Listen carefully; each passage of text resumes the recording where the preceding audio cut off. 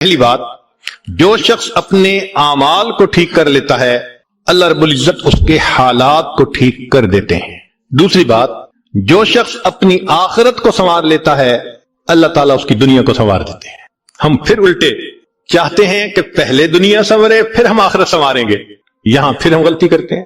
دن رات دنیا سنوارنے میں لگے ہوئے ہیں، پزل بنی ہوئی ہے، ایک حصہ جوڑتے ہیں تو دوسرا ٹوٹتا ہے، وہ توڑتے ہیں تو پہلا ٹوٹتا ہے، ہر بندہ لگا ہوا ہے اسی کوشش میں۔ تو اللہ رب العزت کے ہاں ترتیب یہ ہے۔ اس کی مثال اگر دیکھنی ہو، صحابہ رضی اللہ عنہ کی مبارک زندگیوں کو دیکھیے، انہوں نے اپنی آخرت کو سنوارا، اللہ نے اس کے نتیجے میں ان کی دنیا کو سنوارا۔ بات کیا تھی کہ نہ کیسر و کسرا سے دبے چند وہ لوگ کے اونٹوں کے چرانے والے، اور جن کو کافور پہ ہوتا تھا نمک کا دھوکا، بن گئے دنیا کی تقدیر بدلنے والے۔ انہوں نے اپنی آخرت کو سنوارا، اللہ نے دنیا سنواری۔ کیسے؟ اطمینان، اتنا اطمینان کہ یمن سے جوان عورت چلتی ہے اور مدینہ طیبہ پہنچتی ہے اور پورے راستے میں کوئی اس کی طرف آنکھ اٹھا کر دیکھنے والا نہیں ہوتا۔ اللہ نے مال و دولت کے اتنے ڈھیر عطا کیے تھے۔ انس اللہ عنہ کہتے ہیں کہ میں لکڑی کاٹنے والے کلہاڑے سے سونے کی اینٹوں کو توڑا کرتا تھا۔ اب لکڑی کے کلہاڑے سے جو سونا ٹوٹے گا وہ تولوں میں اور گراموں میں تو نہیں نہ ہو سکتا۔ اللہ نے اتنی دولت ان کے قدموں میں ڈال دی تھی۔ بچہ پیدا ہوتا تھا، اس کا روزینہ متعین تھا۔ سیدنا عمر رضی اللہ عنہ نے ایک رات دیکھا، ایک عورت چھوٹے سے بچے کو روٹی کا ٹکڑا کھلانے کی کوشش کر رہی ہے، بچہ رو رہا ہے۔ پوچھا کیوں کر رہی ہو؟ کہنے لگی کہ امیر المومنین نے قانون بنایا ہوا ہے کہ جب بچہ دودھ چھوڑے گا پھر ہم بیت المال سے روزینہ متعین کریں گے، تو میں کوشش کر رہی ہوں۔ عمر رضی اللہ عنہ آئے، بہت روئے۔ صحابہ کہتے ہیں کہ اس دن فجر کی نماز پڑھائی، عراق کے اندر اتنا گریا اور بکا تھا کہ ہمیں سمجھنا مشکل ہو رہا تھا، اتنا رو رہے تھے۔ ہم حیران تھے آج امیر المومنین کو کیا ہوا۔ نماز پڑھانے کے بعد منبر پر بیٹھے، عمر کے اوپر اللہ رحم کرے اس نے کتنے بچوں کی جان لی ہوگی۔ مقصد یہ تھا کہ میں نے جو یہ قانون بنایا تو کتنی ماؤں نے معصوم بچوں کے دودھ چھڑوائے ہوں گے اور وہ دودھ سے محروم ہوں گے میری وجہ سے۔ پھر اعلان فرمایا کوئی ماں بچے کو دودھ جلدی مت چھڑوائے، جس دن بچہ پیدا ہوگا اسی دن بیت المال سے وظیفہ متعین کر دیا جائے گا۔ آج سے 1400 سال پہلے ہے۔ تو انہوں نے اپنی آخرت کو سنوارا، رب کریم نے اس کے بدلے ان کی دنیا کو سنوار دیا۔ قرآن مجید میں اللہ تعالیٰ فرماتے ہیں وَلَوْ أَنَّ أَهْلَ الْقُرَىٰ آمَنُوا وَاتَّقَوْا، اگر یہ بستی دیسوں والے ایمان لاتے، تقوی کو اختیار کرتے، لَفَتَحْنَا عَلَيْهِمْ بَرَكَاتٍ مِّنَ السَّمَاءِ، ہم ان کے لیے آسمان سے برکتوں کے دروازے کھول دیتے۔ تو ترتیب یہی ہے کہ جو آخرت کو سنوارتا ہے اس کوشش میں لگتا ہے، دنیا اس کا سایہ ہے۔ اللہ دنیا کو خود بخود سنوار دیتے ہیں، الگ سے محنت نہیں کرنی پڑتی۔ مثال کے طور پہ جو بندہ سچ بولتا ہے تجارت میں، اللہ تعالیٰ اس کی تجارت کو خود سنوار دیتے ہیں۔ قسم اٹھا کے یہ بات کہی جا سکتی ہے کہ سچ بولنے والا تاجر کبھی مفلس نہیں ہو سکتا، پاسبل ہی نہیں کہ سچ کی بنیاد ہو اور اس میں برکت نہ ہو۔ تو دو باتیں ہیں، جو شخص اپنے اعمال کو سنوارتا ہے اللہ تعالیٰ حالات کو سنوار دیتے ہیں، جو اپنی آخرت کو سنوار لیتا ہے اللہ تعالیٰ اس کی دنیا کو سنوار دیتے ہیں۔ ہارون رشید اپنی کھڑکی میں سے نیچے دیکھ رہا ہے، مسجد کے دروازے پر امام ابو یوسف رحمۃ اللہ علیہ تشریف لا رہے ہیں اور ان کے پیچھے دو شاگرد ساتھ ساتھ جڑے ہوئے ہیں، دونوں چاہتے ہیں کہ میں جوتے اٹھاؤں، ہر ایک اس کوشش میں ہے۔ جب امام ابو یوسف رحمۃ اللہ نے جوتے اتارے تو ان میں سے ایک بچے کا ہاتھ ایک جوتے پہ پڑا، دوسرے کا ہاتھ دوسرے جوتے پہ پڑا، دونوں نے ایک ایک جوتا اٹھا لیا۔ پھر انہوں نے فوراً آپس میں یہ طے کر لیا کہ ایک نے بھی جوتا ڈالا، دوسرے نے بھی اس میں ڈال دیا، ایک نے ایک طرف سے پکڑ لیا، دوسرے نے دوسری طرف سے، کہ دونوں کو جوتے اٹھانے کا اجر مل جائے۔ حضرت آگے جا رہے ہیں اور پیچھے دو طالب علم اس طرح جوتے لے کے جا رہے ہیں کہ جمال کے اندر جوتے ہیں، ایک نے بھی پکڑا ہوا ہے دوسرے میں پکڑا ہوا ہے۔ ہارون رشید نے دیکھا تو ٹھنڈی سانس لی۔ بیوی نے پوچھا ہارون رشید کیا ہوا؟ کہنے لگا یوں تو دنیا ہمیں بادشاہ کہتی ہے، ہمارے جوتے اٹھانے کے لیے بھلا کون جھگڑتا ہے؟ یوں تو دنیا ہمیں بادشاہ کہتی ہے، ہمارے جوتے اٹھانے کے لیے بھلا کون جھگڑتا ہے؟ جو آخرت سنوارتا ہے اللہ ایسے دنیا سنوارتے ہیں کہ دنیا جوتے اٹھانے کے لیے جھگڑتی ہے۔ تو فرمایا کہ جو اپنی آخرت کو سنوار لیتا ہے اللہ تعالیٰ اس کی دنیا کو سنوار دیتے ہیں۔ چنانچہ ایک سیاح ہندوستان آیا گھومنے پھرنے کے لیے، اجمیر شریف بھی گیا، وہاں اس نے حضرت خواجہ معین الدین چشتی اجمیری رحمت اللہ علیہ کے مزار پہ دیکھا مسلمان بھی آ رہے ہیں اور ہندو بھی آ رہے ہیں اور سکھ بھی آ رہے ہیں۔ اللہ کی شان، اللہ رجوع دے دیتا ہے نا، سبھی آ رہے ہیں، دعائیں مانگ رہے ہیں۔ تو بڑا حیران کہ ہر کمیونٹی کے لوگ آ رہے ہیں، ہر مذہب کے لوگ آ رہے ہیں. تو جب واپس گیا تو بیوی نے پوچھا کہ بتائیں آپ نے کون سی انوکھی چیز وہاں دیکھی؟ تو اس نے کہا ہاں میں نے ایک چیز انوکھی دیکھی کہ ایک شخص قبر میں لیٹا ہوا تھا مگر لوگوں کے دلوں پر حکومت کر رہا تھا. ایک شخص قبر میں لیٹا ہوا تھا مگر لوگوں کے دلوں پہ حکومت کر رہا. اللہ تعالیٰ یوں دنیا سنوارتے ہیں. تو دو باتیں، جو شخص اپنی اعمال کو سنوار لیتا ہے اللہ تعالیٰ اس کے حالات کو سنوار دیتے ہیں، اور جو شخص اپنی آخرت کو سنوار لیتا ہے اللہ تعالیٰ اس کی دنیا کو سنوار دیتے ہیں. تیسری بات کہ جو شخص اللہ رب العزت سے اپنے تعلق کو سنوار لیتا ہے اللہ مخلوق سے اسے تعلق کو سنوار دیتے ہیں.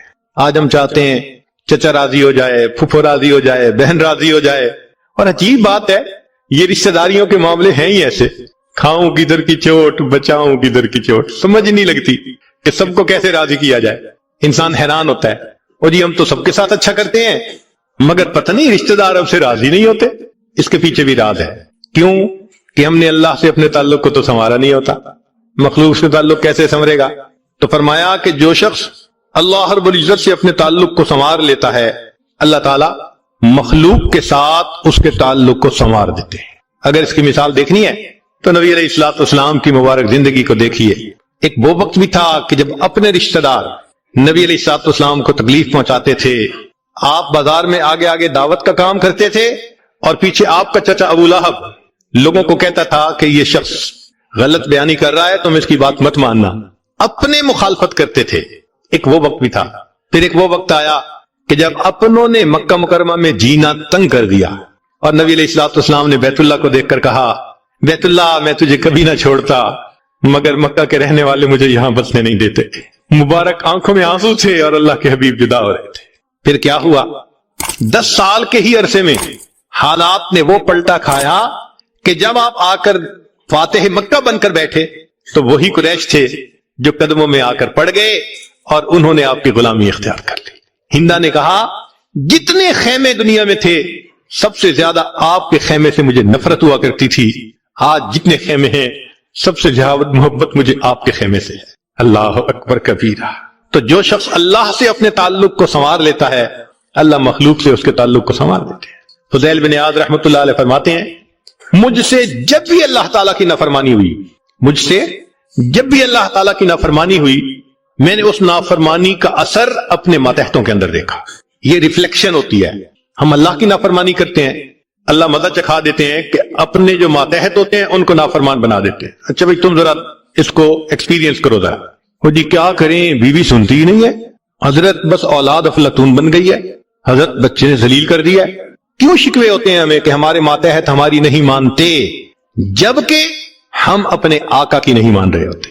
فرماتے ہیں کہ جب بھی مجھ سے اللہ تعالیٰ کی نافرمانی ہوئی میں نے آزما کے دیکھا یا تو بیوی نے میری نافرمانی کی یا میری اولاد نے میری نافرمانی کی یا میرے نوکروں نے غلاموں نے انہوں نے میری نافرمانی کی یا کم از کم میری سواری کے جانور نے میری نافرمانی کی. یہ ہے عدلے کا بدلہ.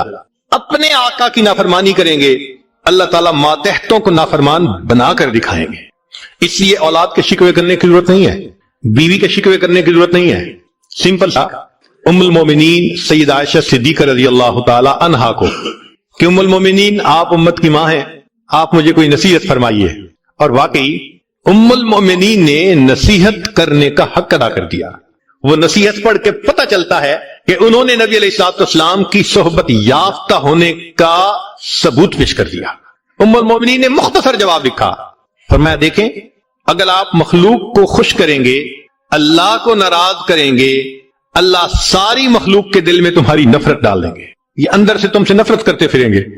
اور اگر تم اللہ کو راضی کرو گے گو کہ مخلوق ناراض ہو رہی ہے اللہ تعالیٰ اسی مخلوق کے دل میں تمہاری محبت ڈال دیں گے، یہ سب تمہارے دوست بن جائیں گے. تو اصل تو اللہ کو راضی کرنا ہے. تو فرمایا کہ تم اللہ سے اپنے تعلق کو سنوار لو اللہ تعالیٰ مخلوق سے تمہارے تعلق کو سنوار دیں گے. تو اولاد کو نیک بنانے کا سب سے آسان طریقہ خود نیک بن جائیے.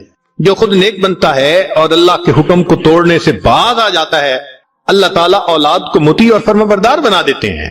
تو اب تک 3 باتیں. جو شخص اپنے اعمال کو سنوار لیتا ہے اللہ تعالیٰ اس کے حالات کو سنوار دیتے ہیں. جو اپنی آخرت کو سنوار لیتا ہے اللہ اس کی دنیا کو سنوار دیتے ہیں. جو شخص اللہ رب العزت سے اپنے تعلق کو سنوار لیتا ہے، اللہ مخلوق سے تعلق کو سنوار دیتے ہیں۔ حدیث مبارکہ میں ہے، جب بندہ عبادت کرتا ہے اور اللہ تعالیٰ خوش ہو جاتے ہیں، دعا جبرائیل، اللہ تعالیٰ جبرائیل علیہ السلام کو بلاتے ہیں اور بتلاتے ہیں کہ جبرائیل میں فلاں بندے سے محبت کرتا ہوں، جنات، اور اللہ تعالیٰ تمہیں درختوں پہ پھل زیادہ عطا کرے گا، وَيَجْعَلْ لَكُمْ أَنْهَارًا، اور اللہ تعالیٰ تمہارے لیے زمین سے چشمے جاری فرما دے گا۔ آپ اگر غور کریں تو ہماری روزمرہ کی جو پریشانیاں ہیں وہ انہی میں سے ہیں۔ کوئی بیٹے کے لیے پریشان، کوئی کاروبار کے لیے پریشان، کوئی قرضوں کی وجہ سے پریشان۔ اس کا مطلب یہ کہ اگر ہم استغفار کرنے کی عادت ڈال لیں تو ہمیں کسی اور عمل کی ضرورت ہی نہیں ہے، اور یہ عمل قرآن مجید میں بتایا گیا ہے، یہ پروردگار عالم کا کلام ہے۔ ہم استغفار کم کرتے ہیں، کم از کم 100 مرتبہ صبح اور شام استغفار کا کرنا معمول بنا لینا چاہیے۔ آپ لوگ ڈرائیو کرتے ہیں اپنے دفتر جاتے ہوئے تو راستے میں جو آدھا گھنٹہ لگتا ہے اس میں کیا کرنا ہوتا ہے؟ بعض لوگ نعت سن لیتے ہیں، تلاوت سن لیتے ہیں، وہ بھی عبادت ہے، لیکن اس سے زیادہ بہتر یہ ہے کہ انسان خود پڑھے کچھ۔ تو اگر اس دوران آپ استغفر اللہ ہی پڑھتے رہیں تو سینکڑوں دفعہ استغفار نامہ اعمال میں لکھا جائے گا، اور اگر پورا پڑھ لیں استغفر اللہ ربی من کل ذنب و اتوب الیہ تو یہ سونے پہ سہاگے والی بات ہے۔ تو اپنے ٹائمنگز کو ایسے ایڈجسٹ کریں کہ اس میں درود استغفار کثرت کے ساتھ آپ پڑھ سکیں، کیونکہ حدیث پاک میں یہ فرمانا کہ قیامت کے دن وہ بندہ بہت خوش ہوگا جس کے نام اعمال میں استغفار زیادہ ہوگا۔ دوسرا سبب ہے توبہ۔ توبہ اور استغفار بہت قریب ہیں، ان میں لائن آف ڈیمارکیشن ڈالنا تھوڑا ڈیفیکلٹ ہے، مگر علماء نے لکھا ہے کہ استغفار پچھلے گناہوں پہ ریپینٹنس کو کہتے ہیں، اور توبہ آئندہ گناہوں کو کمٹ نہ کرنا، اس کی کمٹمنٹ کرنا، عزم کرنا، اس کو کہتے ہیں۔ توبہ عزم جازم، ایک عہد کرنا کہ میں نے آج کے بعد گناہ نہیں کرنا، یہ توبہ کہلاتا ہے۔ تو گویا توبہ کا تعلق آئندہ گناہ نہ کرنا، استغفار کا تعلق پاسٹ کے ساتھ ہے کہ میں نے جو کیا برا کیا، اللہ بس میری غلطی کو پلیز معاف کر دیں، اس کو استغفار کہتے ہیں۔ اور یہ استغفار کا حکم اللہ رب العزت نے اپنے حبیب صلی اللہ علیہ وسلم کو دیا، فسبح بحمد ربک واستغفرہ، حکم ہے، صیغہ ہے امر کا۔ اللہ کے محبوب صلی اللہ علیہ وسلم کو اگر یہ حکم ہے تو سوچئے پھر ہمیں استغفار کرنے کی کتنی ضرورت ہے۔ توبہ ہر بندے پہ کرنی ضروری، چنانچہ کافر ہے تو وہ کفر سے توبہ کر کے مسلمان بن جائے، مومن ہے گناہوں سے توبہ کر کے نیک بن جائے۔ جو نیک ہے وہ جو اپنے اعمال کے اندر غفلت ہوتی ہے، نماز کی غفلت، ذکر میں غفلت، تلاوت میں غفلت، اس غفلت سے توبہ کرے، اور جو کہے کہ جی میں تو اس سے بھی توبہ کرتا ہوں، تو بھئی ہم جو اعمال کرتے ہیں یہ اس کوالٹی کے تو نہیں کہ اللہ تعالیٰ کے ہاں قبولیت پا سکیں۔ اب پھر استغفار کرنا کہ اللہ اس کو قبول کر لیجئے، کیونکہ اللہ کے محبوب صلی اللہ علیہ وسلم نے فرمایا ما عبدنا کا حق کا عبادتک، اے اللہ ہم نے عبادت نہیں کی جیسے عبادت کرنے کا حق تھا۔ اگر سید الاولین والآخرین صلی اللہ علیہ وسلم یہ فرماتے ہیں، ہم کس کھیت کی گاجر مولی ہیں، ہماری عبادتیں کیا عبادتیں ہیں؟ تو استغفار کرنا، توبہ کرنا ہم میں سے ہر بندے پر لازم ہے۔ تیسری چیز جس سے کہ گناہ معاف ہوتے ہیں، الحسنات الماحیہ، نیکیاں۔ جو انسان نیک اعمال کرتا ہے تو گناہ دھل جاتے ہیں۔ نیک اعمال کی مثال صابن کی ہے، گناہوں کی مثال میل کی سی ہے۔ صابن جتنا زیادہ لگتا ہے اتنا میل دھل جاتی ہے۔ ان الحسنات یذہبن السیئات، یہاں شیطان دھوکہ دیتا ہے۔ مثلا اگر کوئی بچہ تعلیم پا رہا ہے مگر کوئی گناہ بھی کرتا ہے، تیرے علم کا کیا فائدہ، گناہ تو چھوڑتا نہیں۔ بھائی اگر گناہ کرتے ہیں تو علم تو الٹا ان گناہوں کو دھوئے گا، وہ علم ہی چھڑوا دیتا ہے تاکہ دھونے کا مسئلہ ہی نہ رہے۔ اب عورت سوچے گی میں پردہ تو کرتی نہیں، نمازوں کا کیا فائدہ؟ یہ دھوکہ ہے شیطان کا۔ بھئی آپ نمازیں پڑھتی رہو، اس نمازوں کی برکت سے اللہ پھر پردے کی بھی توفیق دے دیں گے۔ تو نیکی نہیں چھوڑنی چاہیے کبھی بھی، یہ سوچ کے جی میں اچھا تو ہوں نہیں، کیا فائدہ؟ فائدہ ہے۔ جب اللہ فرما رہے ہیں کہ نیکیاں گناہوں کو دھو دیتی ہیں، بھئی گناہ تو ہم چھوڑتے نہیں اور نیکی آرام سے چھوڑ دیتے ہیں، یہ کہاں کی لاجک ہے؟ تو اس لیے نیکی بھاگ بھاگ کے کرنی چاہیے۔ اگر گناہ ہیں تو نیکی اور زیادہ کریں تاکہ نیکی کی برکت سے گناہوں کی ظلمت ختم ہو جائے اور دھل جائے۔ حدیث پاک میں ہے بندہ گناہ کرتا ہے لکھ دیا جاتا ہے، دوسرا گناہ، تیسرا، 5 گناہ کرتا ہے، پھر اس کے بعد وہ ایک نیکی کرتا ہے تو نیکی والا فرشتہ کہتا ہے کہ دیکھو اللہ کے ہاں دستور ہے من جاء بالحسنۃ فلہ عشر امثالھا، اس کو 10 نیکیاں ملنی تھیں، تم نے 5 گناہ لکھے ہیں نا، اچھا تم 5 گناہ مٹا دو، میں نامہ اعمال میں 10 نیکیوں کی بجائے صرف 5 نیکیاں بیلنس وہ ڈال دیتا ہوں۔ چنانچہ 5 گناہ مٹا دیے جاتے ہیں، 5 نیکیاں نامہ اعمال میں لکھ دی جاتی ہے۔ اس لیے خوب نیکی کرنی چاہیے تاکہ اللہ تعالیٰ گناہوں کی ظلمت سے ہمیں محفوظ فرما دے۔ چوتھی چیز جس سے کہ گناہ معاف ہوتے ہیں، دعاء المؤمنین للمؤمن، جو ایمان والے ایک دوسرے کے لیے دعائیں کرتے ہیں اس سے بھی گناہ معاف ہوتے ہیں۔ چنانچہ عمر لانو جا رہے تھے عمرے کے لیے، نبی علیہ السلام نے فرمایا اے بھائی ہمیں اپنی دعاؤں میں نہ بھولنا، تو نبی علیہ السلام نے امت کو تعلیم دی کہ ایک دوسرے کو دعاؤں کے لیے کہنا چاہیے۔ یہ بہت اچھی عادت ہے کہ جب کسی سے ملیں جی ہمیں اپنی دعاؤں میں یاد رکھیں، والدین کو کہنا، بڑوں کو کہنا، دوستوں کو کہنا، کیا معلوم کس کی مانگی ہوئی دعا کام آ جائے۔ اس دعا کا فائدہ ہوتا ہے نا، تبھی تو قرآن مجید میں دعا سکھائی گئی، ربنا اغفر لنا ولاخواننا الذین سبقونا بالایمان، اے اللہ جو ہم سے پہلے ایمان والے چلے گئے ان کی بھی مغفرت فرما دے۔ تو فائدہ ہوتا ہے تو قرآن نے دعا سکھائی ہے نا۔ تو ایمان والوں کی دعاؤں سے دوسرے ایمان والوں کو فائدہ ہوتا ہے۔ حدیث پاک میں ہے دوست کی دعا دوست کے پیٹھ پیچھے رد نہیں کی جاتی، کیوں؟ اس میں خلوص ہوتا ہے۔ تو اس لیے حدیث پاک میں ہے، مسلم شریف کی روایت ہے کہ اگر کوئی آدمی فوت ہو جائے اور 40 آدمی جنازہ پڑھ لیں جو ایمان والے ہوں، توحید والے ہوں، فرمایا ما من رجل مسلم یموت فیقوم علی جنازتہ 40 رجلا لا یشرکون باللہ شیئا الا شفعهم اللہ فی، اللہ 40 بندوں کی نماز جنازہ کو قبول کر کے میت کی مغفرت فرما دیتے ہیں۔ 5واں عمل ما یعمل للمیت من اعمال البر، ہم اپنے فوت شدہ لوگوں کے لیے جو نفل کے کوئی نیک کام کرتے ہیں اس سے بھی ان کے گناہ معاف ہوتے ہیں۔ مثلا صدقہ کر دیا، قرآن پاک پڑھا، ان کو بخش دیا، ان کی طرف سے عمرہ کیا، حج کیا، ان نفلی اعمال کا ثواب ان کو ملتا ہے، اس کی وجہ سے ان کے گناہوں کو معاف کر دیا جاتا ہے۔ چنانچہ حضرت شیخ الحدیث رحمۃ اللہ علیہ نے فضائل ذکر میں یا کسی اور کتاب میں واقعہ لکھا ہے کہ ایک اللہ والے تھے، قبرستان کے قریب سے جاتے ہوئے انہوں نے کچھ پڑھ کے قبرستان والوں کو بخش دیا۔ رات خواب دیکھا کہ وہی قبرستان والے ہیں اور ایک آدمی آتا ہے جیسے کوئی ڈاک تقسیم کرنے والا ڈاکیا ہوتا ہے، اور سب اس کی طرف بھاگ پڑتے ہیں جیسے ڈاک لینے کے لیے ہوں۔ ایک بندہ پیچھے آرام سے بیٹھا ہوتا ہے، وہ پوچھتا ہے کیا معاملہ؟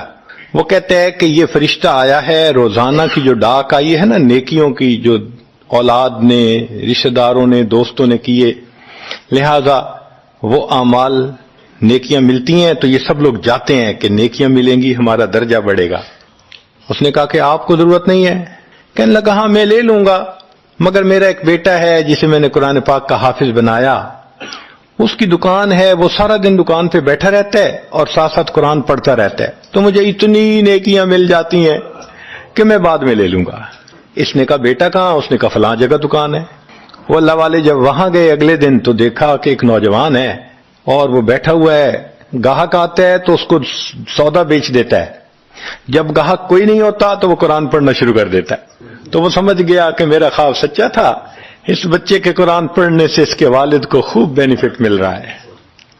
کچھ عرصے کے بعد دوبارہ پھر اسی قبرستان کے قریب سے گزرے، پھر انہوں نے کچھ پڑھ کے بخش دیا۔ رات خواب میں دیکھا کہ اب جب تقسیم ہوا تو سب بھاگے تو وہ بندہ بھی بھاگا۔ انہوں نے کہا آپ بھی بھاگ رہے ہو؟ کہنے لگا ہاں میں اس لیے بھاگ رہا ہوں کہ میرا وہ بیٹا فوت ہو گیا، اب مجھے قرآن پڑھ کے بخشنے والا کوئی ایسا ہے نہیں تو جو عام ایمان والوں کا ثواب آتا ہے میں بھی اسی میں سے اپنا حصہ لینے کے لیے جا رہا ہوں. تو ایمان والوں کے ان اعمال کا ثواب بھی ملتا ہے، اور اصل میں یہ اسی بندے کا اپنا عمل ہوتا ہے. یہ ذہن میں رکھنا کہ جو ایمان والے پڑھ کے بخشتے ہیں نا، اس کا ثواب کیوں ملتا ہے؟ اس کا اپنا عمل. دیکھو اس نے نیکوں سے تعلق جوڑا. وہ بھی تو ہوتے ہیں جن کے مرنے کے بعد پیچھے ریچھ کتے کی لڑائی کرواتے ہیں، میلے لگواتے ہیں، موسیقی کی محفلیں ہوتی ہیں، وہ بھی تو ہوتے ہیں نا، تو ان کو کچھ نہیں ملتا. اس بندے نے نیکوں سے محبت کی، یہ اس کا اپنا عمل ہے. اس کی محبت کی وجہ سے اب یہ لوگ اس کو پڑھتے ہیں، اللہ اس کو ثواب پہنچا دیتے ہیں. تو اس کے اپنا عمل ہے اصل میں. چھٹی چیز جس کی وجہ سے گناہ معاف ہوتے ہیں، المصائب التی یکفر اللہ بها الخطایا فی الدنیا. دنیا میں انسان کو جو مشکلات، تکلیفیں، مصیبتیں پہنچتی ہیں ان کی وجہ سے گناہ معاف کر دیے جاتے ہیں. کوئی مصیبت دنیا میں پہنچتی ہے گناہ معاف ہوتے ہیں. چنانچہ نبی علیہ السلام تشریف فرما تھے، چراغ بجھ گیا، نبی علیہ السلام نے فرمایا انا للہ و انا الیہ راجعون. ام المومنین عائشہ صدیقہ عنہا نے پوچھا، اے اللہ کے حبیب صلی اللہ علیہ وسلم یہ تو پڑھتے ہیں جب کوئی آدمی فوت ہو جاتا ہے. فرمایا عائشہ، مومن کو جو بھی دنیا میں تکلیف غم پہنچتا ہے اگر وہ اس کے اوپر انا للہ پڑھ لے اس کو ثواب ملتا ہے. تو سوچنے کی بات ہے، چراغ کے بجھنے پر اگر ثواب ملتا ہے تو کسی عزیز کی زندگی کا چراغ بجھ گیا اس پر کتنا ثواب ملے گا. اس لیے تکلیف آئے تو پریشان ہونے کی بات نہیں ہوتی، صبر کرنے کی بات ہوتی ہے. انسان بے صبری کے ذریعے خواہ اس تکلیف پر ملنے والے ثواب سے اپنے آپ کو محروم کر دیتا ہے. بے صبری سے تکلیف ختم نہیں ہوتی، ثواب ملنا بند ہو جاتا ہے. تو بے صبری کا کیا فائدہ؟ اور ہو سکتا ہے کہ یہ مصیبت جو آئی یہ بندے نے خود مانگی ہو. یہ بھی عجیب بات ہے. آپ کہیں گے جی کوئی بندہ مصیبت تو نہیں مانگتا. ہاں ہو سکتا ہے مانگی ہو. کیسے؟ کہ دعا مانگی، اللہ مجھے قیامت کے دن میرے محبوب صلی اللہ علیہ وسلم کے ہاتھوں حوض کوثر کا جام عطا کر دینا. اللہ نے دعا قبول کر لی. عمل تو ہے نہیں کہ یہ نعمت نصیب ہو. تو اب کیسے ملے گا؟ اللہ تعالی بیماری، مصیبت، پریشانی کچھ اس کے اوپر بھیج دیتے ہیں. اگر یہ بندہ اس پر صبر کر لیتا ہے اس کو بہانہ بنا کر اللہ اس کو وہ نعمت عطا فرما دیتے ہیں. چنانچہ ایک بزرگ تھے، 70s میں تھے، بیوی بھی اسی طرح بہت نیک تھی. بیوی نے کہا کہ میرا بڑا دل چاہتا ہے کہ نبی علیہ الصلوۃ والسلام کا دیدار نصیب ہو. میں بڑا درود شریف پڑھتی ہوں، نفل پڑھتی ہوں، مگر مجھے واضح زیارت نہیں ہوئی. آپ کو کوئی عمل آتا ہو تو بتا دیں. انہوں نے کہا عمل آتا ہے، کرو گی؟ کہا بالکل کروں گی. کہنے لگے اچھا جمعہ کا دن آ رہا ہے، خوب نہا دھو کے وہ جو دلہن والے کپڑے تھے نا تمہارے کناری والے گوٹے، وہ پہننا اور میک اپ کرنا، خوشبو لگانا، اور میں بس جمعہ پڑھ کے آؤں گا تو پھر ٹھیک ہے. اس نے کہا بہت اچھا. وہ اللہ کی بندی نہائی دھوئی، دلہن کی طرح خوب تیار ہوئی، کپڑے دلہن والے پہنے. ان بزرگوں نے جمعہ کی نماز پڑھی تو ساتھ بھائی کا گھر تھا اس کی، یعنی ان کی بیوی کا. تو بیوی کے بھائی کے گھر چلے گئے، اس کو جا کے کہا میری عمر دیکھو اور آ کے اپنی بیوی بہن کی حالت دیکھو. اس نے کہا کیا مسئلہ؟ وہ ساتھ آ گیا. اور جب گھر آ کے اس نے دیکھا تو بیوی تو دلہن بنی بیٹھی ہے. بھائی کو غصہ آیا، تمہیں اپنی یہ تمہاری عمر اور یہ تمہارے لچھن. اس نے تو ڈانٹا اور وہ بیچاری روئی، اس کا دل ٹوٹا، رو رو کے حال برا، سو گئی. اللہ کی شان کہ اس نیند میں اس کو نبی علیہ السلام کی زیارت نصیب ہو گئی. اب وہ اٹھی تو وہ خوش بھی ہے اور پریشان بھی ہے. خوش اس بات پہ کہ زیارت ہو گئی، اور پریشان اس بات پہ کہ میاں نے کیا کیا، خود کہا دلہن بنو اور خود بھائی سے مجھے ڈانٹ پڑوا دی. تو پھر اس نے پوچھا کہ آپ نے ایسا کیوں کیا؟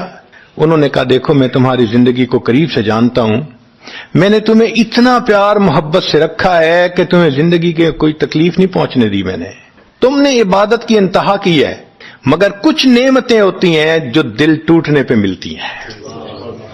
تو تمہارا تو کبھی دل ٹوٹا نہیں. تو میں نے ایک بہانہ بنایا کہ تمہیں کہا دلہن بنو، بھائی کو شکایت لگا دی، اس نے ڈانٹ پلا دی، تمہارا دل ٹوٹا، اللہ کو رحم آ گیا. اللہ تعالیٰ ٹوٹے دلوں پر رحم فرما دیتے ہیں. تو ممکن ہے کہ یہ مصیبت، یہ پریشانی اللہ کی طرف سے ہمارے لیے انعام کا سبب بن کے آئی ہو. اس لیے ہمارے بزرگوں نے کہا سکھ دکھاں تو دیواں وار، کہ میں سکھوں کو دکھوں پہ قربان کر دوں. سکھ دکھاں تو دیواں وار، دکھاں آن ملائم یار، کہ دکھوں نے مجھے میرے یار سے ملا دیا. اللہ کو بڑا ترس آتا ہے اس بندے پر جس پر کوئی مصیبت آتی ہے، پریشانی آتی ہے. پھر ساتویں چیز جس سے کہ گناہ معاف ہوتے ہیں، ما يحصل فی القبر من الفتنة والزغطة والروعة. قبر کے اندر انسان جب جائے گا تو اس کو وہاں پر زغط قبر پیش آئے گا. قبر دباتی ہے، اس قبر کے دبانے سے بھی گناہ معاف ہوتے ہیں، اور یہ زغط قبر ہر کسی کو پیش آئے گا. سعد رضی اللہ عنہ ایک صحابی ہیں، نبی علیہ السلام نے ان کا جنازہ پڑھایا اور اللہ کے محبوب صلی اللہ علیہ وسلم پنجوں کے بل چلنے لگے. تو صحابی نے پوچھا اے اللہ کے نبی صلی اللہ علیہ وسلم آپ ایسے چل رہے ہیں؟ فرمایا سعد کی نماز جنازہ میں شرکت کے لیے اتنے فرشتے آسمان سے اتر آئے، مجھے پاؤں رکھنے کی جگہ نہیں مل رہی. یہ پھر حدیث پاک میں آتا ہے کہ نبی علیہ السلام نے فرمایا سعد کی وفات پر اللہ کا عرش بھی 3 دن تک روتا رہا. جن کی وفات پہ اللہ کا عرش روئے، اللہ کے فرشتے جنازے میں اتریں، کیسے اللہ کے مقبول بندے ہوں گے. پھر نبی علیہ السلام نے فرمایا سعد کو بھی زغط قبر پیش آیا. تو اس کا مطلب یہ کہ یہ زغط قبر تو پیش آنا ہی ہے، ہر کسی کو آنا ہے، کوئی بھی ہو. اب یہ عجیب سی بات ہے، مگر اس کو سمجھیں کہ کیوں پیش آنا ہے. آپ اگر کسی ریسٹورنٹ پہ جائیں اور جا کے سویٹ ڈش کھائیں یا کباب کھائیں تو بل پے کرنا پڑتا ہے نا. گروسری سٹور سے جا کے کوئی چیز لائیں، بل پے کرنا پڑتا ہے نا. ہر چیز کا بل ہوتا ہے نا. اس دنیا میں انسان جو مزے لیتا ہے، بھلے جائز صحیح، ان کی بھی ایک کاسٹ ہے اور وہ اسے پے کرنی پڑے گی، اور وہ کاسٹ زغط قبر سے پے ہوگی. اس لیے جس کی زندگی غربت میں گزری ہوگی اس کا زغط قبر بہت کم ہوگا، اور جس نے عیش آرام مزے سہولت انجوائے کیا، کاسٹ تو دینی پڑے گی نا وہاں جا کے. تو زغط قبر تو پیش آنا ہے. ہمارے والد صاحب بچپن میں دیکھتا تھا میں کہ بہت اچھا سالن بنا ہوتا تھا نا، تو اکثر وہ گلاس پانی کا اٹھاتے تھے اور ایک گھونٹ پانی ڈال دیتے تھے. مجھے سمجھ نہیں آتی تھی یہ کیا کرتے ہیں. میں اکثر ان سے پوچھتا تھا ابو آپ ایسے کیوں کرتے ہیں، نہیں بتاتے تھے. جب ان کی وفات ہوئی تو بعد میں والدہ صاحبہ نے کہا کہ اصل میں وہ یہ کہا کرتے تھے کہ نفس میرا دشمن ہے، میں اس نفس کو لذتیں کیوں دوں.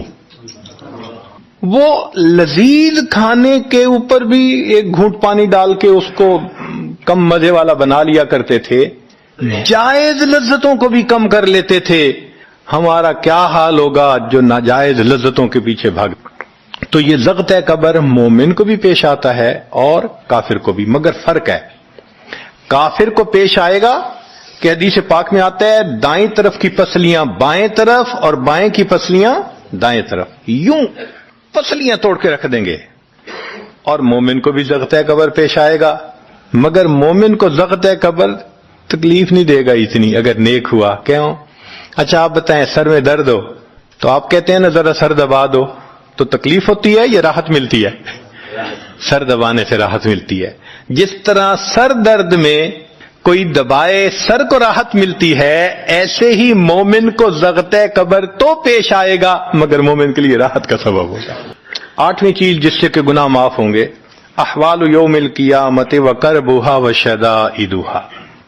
قیامت کے دن جو انسان کو ایک وحشت کی کیفیت ہوگی، ہول کی کیفیت ہوگی، خوف ڈر کی کیفیت ہوگی. اللہ اکبر. امام غزالی رحمت اللہ علیہ نے تفصیل لکھی ہے کہ سارے لوگ کھڑے ہوں گے اور سورج بہت قریب ہوگا، پسینے میں شرابور ہوں گے. اللہ اکبر. اس وقت جہنم کے اندر ابال آئے گا اور جہنم کے اندر سے انگارے اٹھ کر اوپر جائیں گے اور واپس گریں گے. فرماتے ہیں اس وقت انبیاء میں سے کوئی نبی بھی ایسا نہیں ہوگا جس کو یہ ڈر نہ ہو کہ کہیں انگارے میرے اوپر نہ آ جائیں. اگر انبیاء بھی تھرا رہے ہوں گے ہمارا اس دن کیا حال ہوگا. تو قیامت کے دن کی دہشت اور وحشت کوئی چھوٹی چیز نہیں ہے. مگر اس سے بھی اللہ تعالیٰ ایمان والوں کے گناہوں کو معاف فرما دیں گے۔ پھر نویں چیز جس سے کہ گناہ معاف ہوں گے، شفاعت النبی صلی اللہ علیہ وسلم فی اہل الذنوب یوم القیامہ، قیامت کے دن اللہ کے پیارے حبیب صلی اللہ علیہ وسلم جو اپنی امت کے لیے شفاعت فرمائیں گے، اللہ اس پر بھی امتیوں کے گناہوں کو معاف فرما دیں گے۔ نبی اسلام نے ارشاد فرمایا کہ اللہ رب العزت نے ہر نبی علیہ السلام کو ایک ایسی دعا مانگنے کا اختیار دیا کہ جیسی دعا مانگی جائے گی منوان قبول ہو جائے گی۔ تو انبیاء نے دعائیں مانگی، تو صحابی نے پوچھا اے اللہ کے حبیب صلی اللہ علیہ وسلم آپ کو بھی اختیار دیا گیا؟ فرمایا مجھے بھی اختیار دیا گیا۔ اے اللہ کے حبیب صلی اللہ علیہ وسلم آپ نے کیا دعا مانگی؟ فرمایا میں نے کوئی دعا نہیں مانگی، میں نے اس کو ذخیرہ رکھ لیا، قیامت کے دن جب میری گنہگار امت کا حساب ہوگا اس وقت میں وہ دعا مانگوں گا، امت کو لے کے جنت میں جاؤں گا۔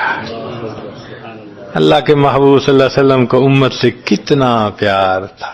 کوئی ماں اولاد کے لیے 23 سال نہیں روتی، جوان بیٹا فوت ہو 2-4 مہینے رو کے پھر نارمل لائف ہو جاتی ہے۔ کوئی باپ اولاد کے لیے 23 سال نہیں روتا، اللہ کے پیارے حبیب صلی اللہ علیہ وسلم امت کے لیے 23 سال آنسو بہاتے، رب امتی رب امتی رب امتی دعا مانگتے تھے، لمبے سجدے۔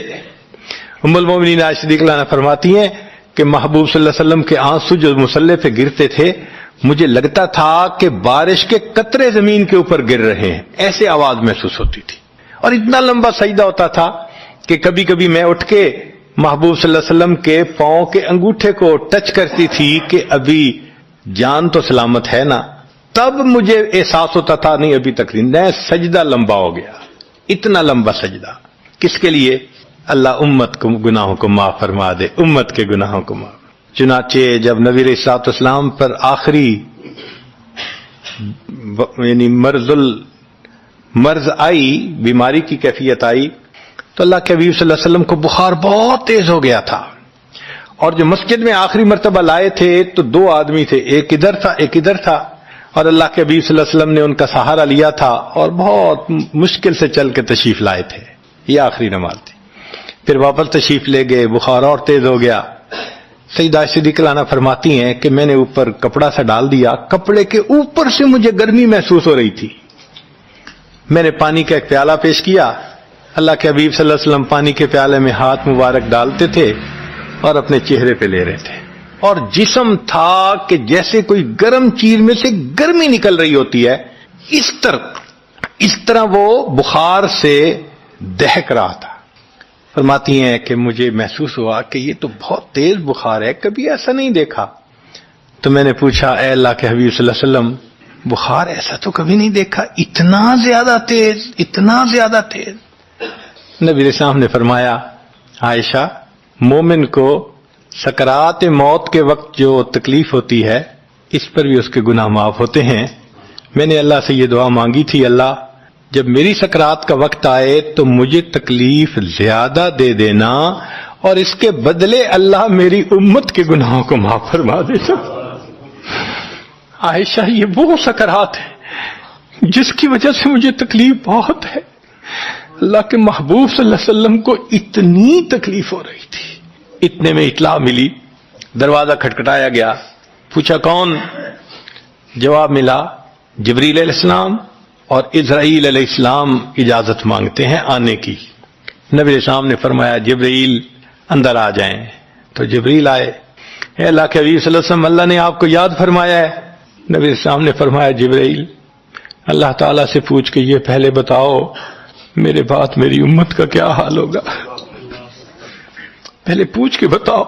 جبریل علیہ السلام نے اللہ تعالیٰ سے پوچھا، رب کریم نے کہا فرمایا میرے محبوب سے جا کر کہہ دو اے محبوب آپ کے بعد آپ کی امت کو تنہا نہیں چھوڑیں گے۔ جب نبی علیہ السلام کو تسلی ہو گئی، محبوب نے فرمایا اچھا ملک الموت کو بھی اندر آنے لگا۔ اللہ کے محبوب صلی اللہ علیہ وسلم کو امت سے ایسی محبت تھی، اللہ اکبر۔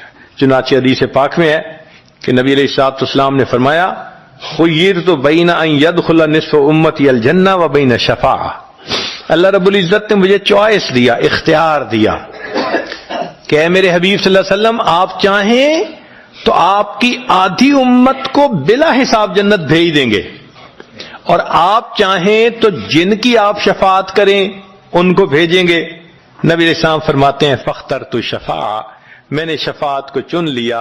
ومن شر حر النار اخرجہ الترمذی، یہ ترمذی شریف کی روایت ہے. تو نبی علیہ السلام نے ان کو بخار کا یہ دم سکھایا.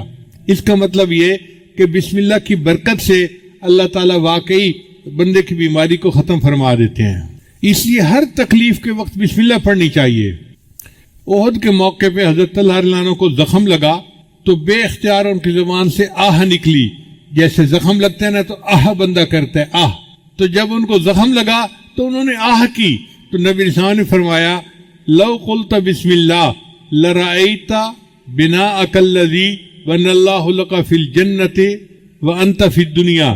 اگر تو اس موقع پر بسم اللہ کہتا جو تجھے چوٹ لگی تو دنیا میں رہتے ہوئے جنت میں اپنے ٹھکانے کو دیکھ لیتا. اگر تو بسم اللہ پڑھتا تو آپ دنیا میں رہتے ہوئے اپنے جنت کے ٹھکانے کو آنکھوں سے دیکھ لیتے. تو یہ بسم اللہ ایسا عمل ہے. چنانچہ ایک صحابی نبی علیہ السلام کے ساتھ سواری پر سوار تھے تو سواری کو ٹھوکر لگی تو صحابی نے کہا تا سے شیطان برباد ہو جائے. تو نبی علیہ السلام نے فرمایا کہ ایسے نہ کہا کرو کہ شیطان برباد ہو جائے، وہ موٹا ہو جاتا ہے سن کے کہ دیکھو میں نے شرارت کی اور ان کو تکلیف پہنچی، وہ موٹا ہو جاتا ہے. تم پڑھا کرو بسم اللہ. جب تم بسم اللہ کرو گے تو شیطان خوش یعنی کمزور ہو کے چونٹی جیسا بن جائے گا بسم اللہ کی برکت کی وجہ سے. تو اس کا مطلب ہے کہ ٹھوکر لگنے پر، تکلیف پہنچنے پر ہم اگر بسم اللہ پڑھیں گے تو اللہ تعالیٰ شیطان کو چھوٹا کر دیں گے اور ہماری تکلیف کو دور فرما دیں گے. نبی علیہ السلام نے ایک عمل بتایا کہ جو شخص صبح کے وقت 3 مرتبہ بسم اللہ پڑھ لے، بسم اللہ الرحمن الرحیم، بسم اللہ الرحمن الرحیم. اب یہ کتنا چھوٹا سا عمل ہے. جو شخص صبح کے وقت پڑھ لے شام تک کوئی حادثہ یا کوئی اس کو مصیبت نہیں پہنچ سکتی، اور اگر شام کے وقت پڑھ لے گا تو صبح تک اس کو کوئی مصیبت نہیں پہنچے گی. یہ کتنا چھوٹا عمل ہے. اپنے گھر میں اپنی بیویوں کو بھی بتائیں، اپنے بچوں کو بھی، اور ان کی عادت بنائیں کہ وہ ہر وقت یہ بسم اللہ کا عمل کرنا شروع کر دیں. عبداللہ ابن عباس عنہ کی روایت ہے کہ ایک شخص نبی علیہ السلام کی خدمت میں حاضر ہوا اور اس نے کہا اے اللہ کہ میرے حادثے بہت ہوتے ہیں، ایکسیڈنٹ ہر وقت، کبھی کوئی اور میں بڑا پریشان ہوں. نبی علیہ السلام نے فرمایا کہ تم جب گھر سے نکلا کرو تو یہ پڑھ لیا کرو بسم اللہ علی نفسی و اہلی و مالی، یعنی میرے اوپر بسم اللہ، میرے اہل کے اوپر اور میرے مال کے اوپر بسم اللہ. تم یہ دعا پڑھ لیا کرو. اس صحابی نے جب سے یہ دعا پڑھنی شروع کر دی اس کے بعد زندگی بھر ان کا کوئی حادثہ نہیں ہوا. اللہ نے حادثے سے ان کی حفاظت فرما لی. اس لیے بسم اللہ جب انسان پڑھتا ہے تو حدیث پاک میں آتا ہے کہ اگر کوئی بندہ کپڑے اتارنا چاہے، جیسے کپڑے بدلنے ہوتے ہیں، نہانا ہوتا ہے تو کپڑے اتارنے کی ضرورت پیش آ جاتی ہے، اگر وہ اس سے پہلے بسم اللہ پڑھ لے تو اللہ اس کے گرد ایک دیوار بنا دیتے ہیں. جیسے قناعت آ جاتی ہے نا تو بندہ دوسروں سے اوجھل ہو جاتا ہے، تو بسم اللہ پڑھنے سے ایک قناعت سی بن جاتی ہے اور اس کو جن شیاطین نہیں دیکھ سکتے، کوئی نہیں دیکھ سکتا، تو وہ ان کے ڈر یعنی شر سے محفوظ رہتے ہیں. اب لوگ کہتے ہیں جی جن کا اثر ہو گیا. بھئی ہونا تو تھا ہی صحیح، آپ نے کپڑے بدلے بسم اللہ پڑھی نہیں. اگر قریب کوئی جن ہوگا تو اس کو غصہ آیا ہوگا کہ میرے سامنے کیوں یہ کپڑے ننگا ہو رہا ہے، تو اس نے تمہیں نقصان پہنچا دیا. تو نبی علیہ السلام نے ہمیں ہر دکھ درد سے بچنے کا عمل بتا دیا. وہ ہمارے محسن حقیقی ہیں. باتیں نظر آتی ہیں سادہ سی اور چھوٹی سی، لیکن اگر ہم ان کو اپنا لیں تو بڑی بڑی مصیبتوں سے ہم بچ سکتے ہیں. چنانچہ جو بندہ اپنی بیوی کے ساتھ ہم بستری کرے تو اس کو چاہیے کہ پہلے بسم اللہ پڑھ لے. دعا ہے بسم اللہ جنبنا الشیطان و جنب الشیطان ما رزقتنا. حدیث پاک میں آتا ہے کہ اگر اس نے یہ دعا پہلے پڑھ لی اور پھر بیوی کو ہاتھ لگایا تو اب اگر حمل ٹھہر گیا تو اس حمل میں شیطان کا کوئی حصہ نہیں ہوگا، لہذا وہ بچہ فطری طور پہ نیک ہوگا، بچپن سے نیک ہوگا. اب کتنے شادی شدہ لوگ ہیں جن کو اس دعا کا پتہ ہی نہیں ہے، کبھی پڑھی نہیں ہے. جب دعا ہی نہیں پڑھی تو پھر اس عمل میں شیطان بھی ساتھ شریک ہو جاتا ہے، اور جس کی گھٹی میں شیطان شامل ہو گیا پھر وہ بچہ تو پیدائشی طور پہ شیطان ہوگا. پھر آپ کیوں کہتے ہیں جی کہ بچے نافرمان ہیں، بچے بات نہیں سنتے، بچے بات نہیں مانتے؟ ہم نے بھی تو اپنے رب کی بات نہیں مانی، جس کے نتیجے میں آج بچے ہماری بات نہیں مانتے۔ نبی السلام نے ارشاد فرمایا، جابر بن عبداللہ رضی اللہ عنہ کی روایت ہے کہ نبی السلام نے فرمایا کہ جب رات کو سوتے وقت بسم اللہ پڑھ کے دروازے بند کرو، یعنی اپنے دروازے جو گھر کے بند کرنے ہیں نا، عورتیں عام طور پہ بند کرتی ہیں گھر کے دروازے، تو عورتوں کو یہ عمل سکھانا چاہیے کہ وہ گھر کے دروازے بند کرنے سے پہلے بسم اللہ پڑھ لیا کریں، کیونکہ جو دروازہ بسم اللہ پڑھ کے بند کیا جاتا ہے شیطان وہ دروازہ نہیں کھول سکتا، شیطان گھر میں داخل نہیں ہو سکتا پھر۔ اور بسم اللہ پڑھ کے اپنے پانی کے مشیزے کا منہ باندھ لیا کرو، اور بسم اللہ پڑھ کے اپنے برتن ڈھانپ لیا کرو، اور اگر ڈھانپنے کے لیے کوئی چیز نہ ملے تو برتن کے اوپر لکڑی رکھ دیا کرو اور بسم اللہ پڑھ لیا کرو، اور بسم اللہ پڑھ کے اپنی لائٹوں کو چراغوں کو بند کر دیا کرو۔ اگر تم بسم اللہ پڑھ کے یہ سارے کام کرو گے تو رات کو کوئی شیطان گھر میں داخل نہیں ہوگا، اس گھر میں کوئی گناہ نہیں ہوگا اور اس گھر میں کوئی پریشانی نہیں آئے گی۔ آج دیکھیے بسم اللہ نہیں پڑھتے تو ہمارے گھروں میں دن رات گناہ ہو رہے ہوتے ہیں۔ ایک اور روایت سنیے، حضرت انس رضی اللہ عنہ اس کے راوی ہیں، وہ فرماتے ہیں کہ جب کوئی آدمی گھر سے نکلتے وقت بسم اللہ توکلت علی اللہ لا حول ولا قوت الا باللہ، چھوٹی سی دعا ہے، بسم اللہ توکلت علی اللہ لا حول ولا قوت الا باللہ پڑھ لیتا ہے، اس کو کہا جاتا ہے کہ تمہیں ہدایت دی گئی اور تمہاری طرف سے شر کی کفایت کی گئی اور تمہیں مصائب سے بچا لیا گیا۔ یعنی اللہ اس کے بارے میں فرماتے ہیں کہ اس بندے کو ہدایت دی گئی، اس کو شر سے بچا لیا گیا، تو شیطان اس سے دور ہٹ جاتا ہے۔ شیطان کہتا ہے میں اس بندے کا جب کچھ بگاڑ ہی نہیں سکتا تو میں اس کا پیچھا کس لیے کروں۔ تو دیکھیے گھر سے نکلتے ہوئے دعا پڑھنے سے انسان شیطان کے داؤ سے بچ جاتا ہے۔ حدیث پاک میں آتا ہے کہ جو کوئی بندہ گھر میں داخل ہونے لگتا ہے اگر وہ بسم اللہ پڑھ لے تو شیطان اس کے ساتھ اس کے گھر میں داخل ہونے لگتا ہے۔ بسم اللہ پڑھنے کے بعد شیطان کا راستہ بند ہو جاتا ہے اور شیطان اس گھر میں داخل نہیں ہوتا۔ اور اگر وہ بسم اللہ پڑھے بغیر گھر میں داخل ہو جائے تو وہ اکیلا گھر میں نہیں داخل ہوتا بلکہ اس کے ساتھ شیطان بھی داخل ہو جاتا ہے۔ اور اگر وہ بندہ کھانا کھاتے ہوئے بسم اللہ پڑھ لے تو شیطان اس کے کھانے میں شامل نہیں ہو سکتا۔ اب جس نے دونوں مرتبہ بسم اللہ پڑھ لیا تو نہ شیطان اس کے گھر میں داخل ہو سکتا ہے نہ شیطان اس کے کھانے میں شریک ہوتا ہے۔ تو شیطان کہتا ہے میں نے اس گھر میں کیا کرنا، نہ میں اس گھر میں داخل ہو سکتا ہوں نہ میں اس گھر میں کھانا کھا سکتا ہوں، تو میرے لیے نہ رہنے کی جگہ نہ کھانے کی جگہ، لہذا میرا اس گھر سے کوئی سروکار نہیں ہے۔ دیکھو شیطان کو روکنے کے لیے نبی علیہ السلام نے کیا پیاری پیاری باتیں میں سکھائی ہیں۔ اس لیے جو بندہ بازار میں داخل ہونے لگے وہ بسم اللہ پڑھ لے تو بازار کا جو شر ہے اس سے اللہ تعالیٰ اس کی حفاظت فرما دیتے ہیں۔ اس لیے حدیث پاک میں آتا ہے کہ انسان کھانے سے پہلے اگر بسم اللہ پڑھ لے تو شیطان اس کے کھانے میں اس کے ساتھ شریک نہیں ہو سکتا۔ نبی علیہ السلام ایک مرد دسترخوان پر بیٹھے تھے تو ایک چھوٹی بچی آئی اور اس نے آ کے کھانے میں ہاتھ ڈالنا چاہا تو نبی علیہ السلام نے اس کو روک دیا۔ پھر نبی علیہ السلام نے فرمایا کہ کھانے سے پہلے شیطان اپنا ایجنٹ بھیج دیتا ہے کہ وہ بسم اللہ پڑھے بغیر کھانے میں ہاتھ ڈال دے اور بعد میں شیطان بھی کھانے میں شریک ہو سکے۔ اس لیے جب کھانا شروع کرو تو بسم اللہ پڑھ کے شروع کرو تاکہ شیطان اس میں شریک نہ ہو سکے۔ چنانچہ واقعہ کتابوں میں لکھا ہے کہ دو شیطان آپس میں ملے، ایک بڑا موٹا تازہ تھا مشٹنڈا تھا اور دوسرا بہت ہی دبلا پتلا تھا۔ تو اس نے پوچھا مشٹنڈے نے کہ سناؤ بھائی تم کیوں اتنے کمزور ہو؟ اس نے کہا یار میں جس بندے کے ساتھ ہوں نا وہ بندہ بسم اللہ پڑھ کے گھر میں داخل ہوتا ہے، تم نے اس کے گھر میں داخل ہی نہیں ہو سکتا۔